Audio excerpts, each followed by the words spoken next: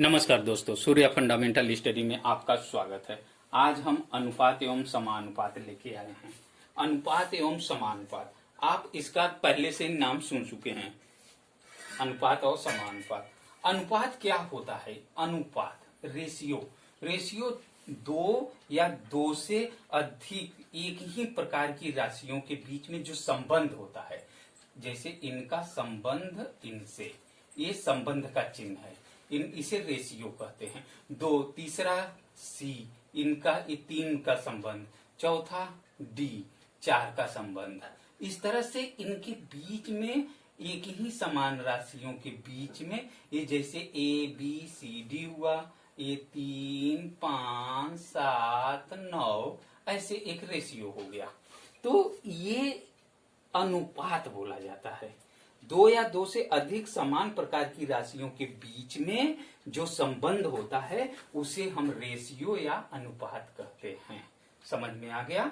इसे हम a by B, b by C, c by D ऐसे फॉर्म में भी लिख सकते हैं, और इसको अलग अलग रेशियो बना के लिख सकते हैं। अब जो ये अनुपात है, अनुपात आप लोग जानेंगे, अनुपात और एक समानुपात होता है। समानुपात क्या? दो या दो से अधिक राशियों के, समान राशियों के बीच में जो अनुपात होता है उसे हम समानुपात भी बोलते हैं। जैसे a समानुपात b, तो इसको लिख सकते हैं a upon b। c समानुपात d, इसको लिख सकते हैं c अपॉन d। अब ये दोनों का अनुपात, ये दोनों का अनुपात यानी a समानुपात b समानुपात c समानुपात d ऐसे भी लिखा जाता है। तो इसे कहते हैं प्रोपोर्शनल। इसे क्या कहते हैं? प्रोपोर्शनल। प्रोपोर्शनल मतलब समानुपात। इसको लिखने के लिए a upon b equal to c upon d ऐसे लिख सकते हैं। इसका क्रॉस मल्टीप्लाई करके a cross d equal to c cross b लिख सकते हैं। समझ में आया? ये समानुपात हुआ। इसे प्रोपोर्शनल पढ़ते हैं, और इसके पहले आप अनुपात पढ़े हैं। अब इस तरह से अनुपात समानुपात को अगर आप जान गए हैं तो कुछ आगे के बारे में जानिए। जैसे कोई एक a और b के बीच में तीसरा एक संख्या आ जाए, इनके बीच अनुपात, तो इसे क्या कहते हैं? मध्यानुपाती। इसे क्या कहते हैं? a upon X equal to X upon B. तो क्रॉस मल्टीप्लाई ऐसे हो जाएगा तो एक्स स्क्वायर हो जाएगा इक्वल टू ए बी। तो एक्स इक्वल टू रूट में ए बी हो जाएगा, इधर से स्क्वायर हटेगा तो इधर रूट बन जाता है। ये समानुपात, ये मध्यानुपात निकालने के लिए इन दोनों a और b के बीच में जो मध्य में होता है उसे मध्यानुपात कहते हैं। ये मध्यानुपात निकालने के लिए होता है। समझ में आ गया होगा मध्यानुपात कैसे निकाला जाता है। अब कहीं कहीं तृतीय अनुपात तो निकालने के लिए पूछ लेता है। a अनुपात b इक्वल टू b अनुपात ऐसे c, तो c की जगह x मान लीजिए। x क्या है? तृतीय अनुपात। तो इसको लिखेंगे तो a upon b equal to b upon X हो जाएगा। देख रहे हैं ना? ये मल्टीप्लाई हो जाएगा, b स्क्वायर हो जाएगा, इधर हो जाएगा a एक्स हो जाएगा, x इक्वल ये नीचे आ जाएगा b स्क्वायर अपान a, इससे b स्क्वायर अपान a, ये x, ये तृतीय अनुपात है। क्या है? तृतीय अनुपात यानी ट्राई तृतीय अनुपात जिसे कहते हैं। इसको अगर जान गए हैं तो एक होता है वर्गानुपात जिसे स्क्वायर का अनुपात कहते हैं, एक क्यूबा अनुपात जिसे क्यूब का अनुपात कहते हैं, उसको भी जान लीजिए। अब जैसे a अनुपात b है, a अनुपात b इक्वल टू 3 अनुपात 5 है, तो a स्क्वायर अनुपात b स्क्वायर इक्वल टू क्या हो जाएगा? 9 अनुपात 25। वर्ग कर देंगे तो इसे क्या कहते हैं? वर्गानुपात। इसे क्या कहते हैं? वर्गानुपात। अब घनानुपात, घनानुपात का मतलब a अनुपात b है, a क्यू अनुपात b क्यू निकालना है। इसका मान लीजिए 2 और 3 है, तो a इसका क्यूब हो जाएगा 8, इसका क्यूब हो जाएगा 27। इस तरह से हो गया। ये क्यूबा अनुपात निकालते हैं। ये सब आप थोड़ा बहुत इसकी जानकारी रखना जरूरी है। ये सब अगर जानते हैं तब आगे अनुपात समानुपात सॉल्व करने में, हल करने में क्वेश्चन कोई परेशानी नहीं होती है। एक होता है इनवर्स, इनवर्स रेशियो। इनवर्स क्या होता है? इनवर्स मतलब ए अनुपात बी है तो इसका 1/a इनवर्स हो जाएगा, अनुपात 1/b अपॉन में हो जाएगा तो इनवर्स। अगर ये 1/a है तो इसका इनवर्स क्या होगा? a। ये 1/b है, इसका इनवर्स क्या हो जाएगा? b। समझ में आ रहा है? इनवर्स का मतलब 1/, में अगर 1/, में है तो उसे इस रूप में लिख लेते हैं। इनवर्स में उसे बोलते हैं इनवर्स रेशियो। इतना हो गया तो अब कंपोनेंडो एंड डिवाइडेंडो जानना जरूरी है। क्या है? कंपोनेंडो एंड डिवाइडेंडो इसमें आता है। कंपोनेंडो एंड डिवाइडेंडो रूल, जैसे a/b इक्वल टू c/d है। इसमें हम कंपोनेंडो एंड डिवाइडेंडो,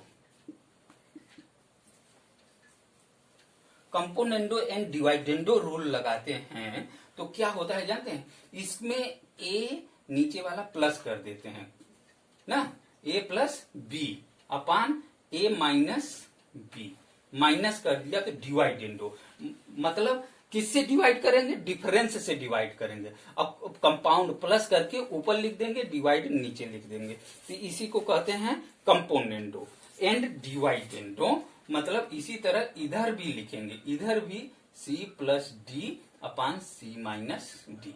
ये रूल कहलाता है कंपोनेंडो एंड डिवाइडेंडो। इतना समझ में आ गया तो आप लोग को रेशियो करने में कोई प्रॉब्लम नहीं होगी। अब इसमें एक चीज और जानना जरूरी है। क्या?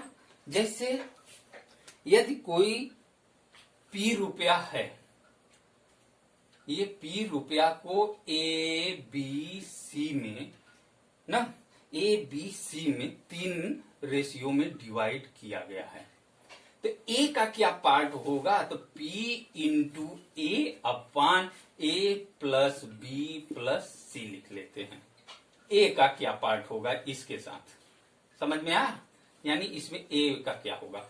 और इसी तरह b का क्या होगा? तो b into total a plus b plus c लिख लेंगे। c का क्या होगा? तो p into c upon a plus b plus c लिख लेंगे। समझ में आ रहा होगा?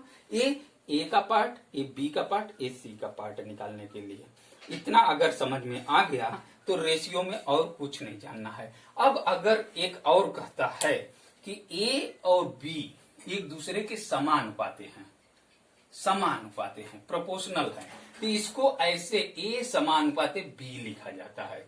ए समानुपाती बी जो है ये समानुपाती हट के इक्वल आता है तो कोई कांस्टेंट के लग जाता है। समझ में आया? ये कोई कांस्टेंट के लग जाता है। अगर ए व्युत्क्रमानुपाते 1/b है तो ए व्युत्क्रमानुपात हट के इक्वल आएगा तो k/b हो जाएगा। ये रूल है इसका, ये रूल है इसका। ये सब थोड़ा थोड़ा अनुपात और समानुपात में जानना जरूरी है। अगर इतना आप लोग जान गए हैं तो अब सीधे हम सवाल पर चलते हैं, सीधे सवाल पे चलते हैं। आइए क्वेश्चन देखते हैं। क्वेश्चन नंबर 1 है 12 अनुपाते 17 समानुपाते क्वेश्चन मार्क अनुपाते 51। इसको हम ऐसे भी लिख सकते हैं, क्वेश्चन मार्क की जगह पे यक्स है और यक्स की क्या वैल्यू होगी, क्या वैल्यू होगी, यक्स क्या है ना, यक्स क्या है ऐसे पूछ सकता है। तो देखिए ये 12/17 इक्वल टू यक्स अपान 51 आप लिख लेंगे, यक्स अपान 51 लिख लेंगे। ये समझ में आ गया? मैं पीछे ऐसा बताया हूं फॉर्मूला। अब देखिए इसका क्रॉस मल्टीप्लाई कर लीजिए, तो क्रॉस मल्टीप्लाई करेंगे तो ये 17 यक्स इक्वल टू 12 इंटू 51 हो गया। यक्स इक्वल टू 12 इंटू 51 बटा 17 हो जाएगा। इधर से 17 इधर आ जाएगा, 17 एकम 17, 17 तिया 51। X equal to 12 into 3, X बराबर 36, 12 36। ये आंसर आ गया, यानी इसकी वैल्यू क्या आ गई? 36 आ गई। अगर समझ में आ गया तो नेक्स्ट क्वेश्चन की तरफ चलते हैं। देखिए क्वेश्चन नंबर 2। क्वेश्चन नंबर 2 क्या कर रहा है, 9 तथा 16 के मध्यानुपाती संख्या क्या है। 9 है कि 16 है कि 14 है कि 12 है। बहुत अच्छा क्वेश्चन है। मध्यानुपाती आप लोग को बताया है, इन दोनों के बीच मध्यानुपाती मान लीजिए आप x है, तो 9 अनुपाते x इक्वल टू x अनुपाते 16, यही मध्य का हुआ ना। आपको ये बताया हूं। डायरेक्ट इसको कैसे लिख लेंगे, तो ये 9 upon x equal to x upon 16, x x का गुणा हो जाएगा x स्क्वायर, और इधर इसका गुणा हो जाएगा 9 इंटू 16 हो जाएगा ना। आपको यही डायरेक्ट मैं बताया था, मध्यानुपाती निकालने के लिए x स्क्वायर हट जाएगा ये रूट में, ये फार्मूला है। x इक्वल टू रूट में a इंटू बी, ए आपका 9 इंटू बी आपका 16 हुआ। अब इसका स्क्वायर रूट से निकलेगा 3 हो जाएगा, इसका 16 का निकलेगा 4 हो जाएगा। x बराबर कितना हो गया, 4 तिहाई 12। जो 12 आंसर आएगा आपका सही होगा। ऑप्शन ए 9 है, ऑप्शन बी 16 है, ये डी हुआ, डी आपका सही हुआ। समझ में आया। अगर समझ में आ गया तो नेक्स्ट क्वेश्चन की तरफ चलते हैं। क्वेश्चन नंबर 3 आइए देखते हैं क्या कह रहा है।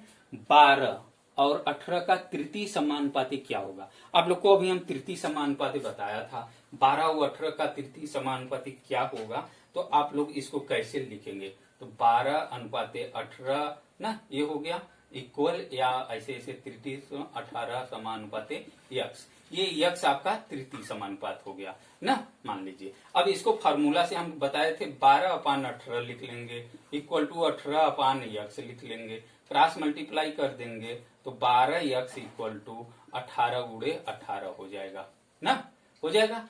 x इक्वल टू 18 गुणे 18 अपान 12, अब ये कट जाएगा किससे, 6 तिहाई 18 और 6 दूनी 12, 2 एकम 2, 2 9 18, x इक्वल टू 9 त्रिक 27। ये आपका तृतीय अनुपात आ गया इन दोनों के बीच के 27। अगर 27 आपका ऑप्शन सी सही होगा, 27। क्वेश्चन समझ में आ गया तो नेक्स्ट क्वेश्चन की तरफ चलते हैं। क्वेश्चन नंबर 4 देखिए, 6,480 रुपए को 7 अनुपाते 9 में बांटने पर 7 वाले का क्या भाग होगा। 2,835, 3,645, 3,580, 2,650 रुपया, इस तरह से ऑप्शन में दे रखा है। आपका क्या होगा, तो देखिए अगर ऐसा है, हम आपको बताए थे P रुपया किसी ए बी को बांटना है तो ए अपान ए प्लस बी ऐसे कर देते थे परसेंटेज निकालने के लिए। ए आपका 7 हो गया, बी आपका 9 हो गया, यही फार्मूला लगा देंगे। पी आपका ए अमाउंट हो गया इसी तरह से। तो यहाँ देखिए 6,480 रुपया दिया है, किसका पूछा है, 7 वाले का भाग, इंटू 7 ऊपर और इन दोनों का प्लस नीचे, तो 7 प्लस 9 ऐसे कर देंगे। 6,480 रुपया इंटू 7 बटा ये 9 7 16 हो जाएगा। 16 का इसमें भाग दे देंगे, 16 चौका 64 ना, और ये 8 में भाग जाएगा नहीं, 0, अब 80 हो जाएगा। 16 पच्चे 80, इतना हो गया। अब 7 का इसमें मल्टीप्लाई, 7 पचे 35, 7 शून्य 0, 7 चौक 28, इतना 28 35 यही आंसर होगा। किसका भाग आएगा, 7 वाले का भाग। अगर ये पूछता कि 9 वाले का क्या भाग है, तो आप इसी तरह करके इंटू 9 कर देते हैं और नीचे इस तरह से 16, ये कट जाता है आपका, इसी तरह ऐसे आ जाता है। इसमें 9 का मल्टीप्लाई करते हैं, 9 पचे 45 हो जाता है और 9 चौक 36 हो जाता, इतना। ये 9 वाले का भाग आता, ये 36 45 9 वाले का भाग है और 7 वाले का 28 35 है। तो आपका ऑप्शन ए सही होगा। समझ में आया। ए कब सही होगा, जब 7 वाले का, और जब 9 वाले का पूछता तो बी सही हो जाता। समझ में आ गया होगा क्वेश्चन। हम नेक्स्ट क्वेश्चन की तरफ चलते हैं। क्वेश्चन नंबर 5 देखिए, एक थैले में 4100 रुपया है जो 50 रुपया 20 रुपया 10 रुपया नोटों से भरा है। उस थैले में 4100 रुपया है, 50 रुपया का नोट है, 20 रुपया का नोट है और 10 रुपया का नोट है, नोट से भरा है। थैले में प्रत्येक प्रकार की नोटों की संख्याएं क्रमशः 4 अनुपाते 6 अनुपाते 9 में है। तो उसमें 20 रुपए की नोटों की संख्या बताइए। 20 रुपया की नोट कितनी है? 70, 60, 40, 50, इसमें से आपको ऑप्शन में बताना है। अब ये तो बहुत सरल है, आपको अगर समझ में आ गया। टोटल कितना है? 4100 रुपया है। उसमें 50 रुपया के नोट और 20 रुपया के नोट और 10 रुपया के नोट हैं। 50 रुपया के नोट का अनुपात 4, 20 रुपया के नोट का अनुपात 6, 10 रुपया के नोट का अनुपात 9 है। तो माना ये जो अनुपात है, ये नोटों का अनुपात दे रखा है, लेकिन आप मान लेंगे क्या कि माना नोटों की संख्याएं क्रमशः, तो यहां लिखेंगे माना नोटों की संख्याएं क्रमशः 4x, 6x, 9x हो जाएगी, ऐसे मान लीजिए। और जो कि 4x वाला 50 है और 6x वाला 20 है और 10x वाला कितना है? 9x वाला 10 है। समझ में आ? अब ये इतने नोटे हो गई और ये 50 रुपया की एक नोट, तो टोटल पैसा इसका गुणा कर देंगे तो कितना हो जाएगा? 4 पंजे 20 ना, ये 200x प्लस। समझ में आ गया होगा। ये 6 दूनी 12, 120x प्लस इन पूरा ये रुपया पैसा बन रहा है। ये कितना रुपया बन रहा है टोटल? ये टोटल बन रहा है आपका 4100 बन रहा है नहीं? ये टोटल 4100 बन रहा है, बन रहा है नहीं? ये इसका मल्टीप्लाई इतना, इसका इसमें, और ये 9 दहम है 90 x। समझ में आ? इन सब को जोड़ देंगे जो 4100 के बराबर होगा।